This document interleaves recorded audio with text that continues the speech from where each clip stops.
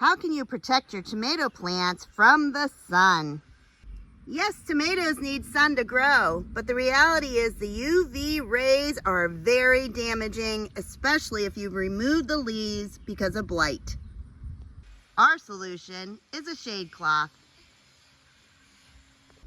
Every year we say we should put up a system with pulleys and wire, and well, it just doesn't happen. So what we're using is our garden fence. It is 6 foot tall. And these little bungee straps work perfectly if you have grommets in your shade cloth. Shade cloth comes in all intensities. I don't bother with like a 10% shade cloth or a 90%. I choose either 50 or 60%. To use these bungees, I stick the elastic end in there.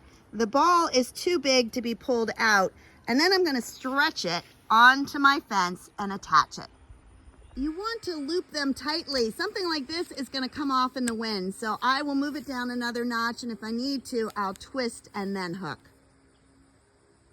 You can hang this one person, but I'll be honest, it's a little challenging. If you have a helper, that would be a huge help to you for sure. Now it's time for the tough part. I have the long side attached to my fence. Now I need to pull it over my tomato rows. And here's a little tip. When I did not have these rubber caps, that shade cloth would go down on these T-posts and rip. So I was able to find these caps on Amazon, and they really have saved my netting. This is what happens if you don't have caps on your T-posts. I try to do this before my tomatoes are real big because I do not want to break them off. Once that first row is covered, I just keep lifting it and pulling it over the next row until I've gone all the way across.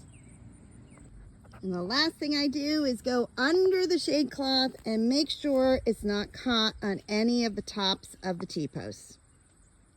And there you go. Is it beautiful? Not particularly, but it is absolutely functional. And now that I am under the shade cloth, it is already so much cooler than in the blazing sun.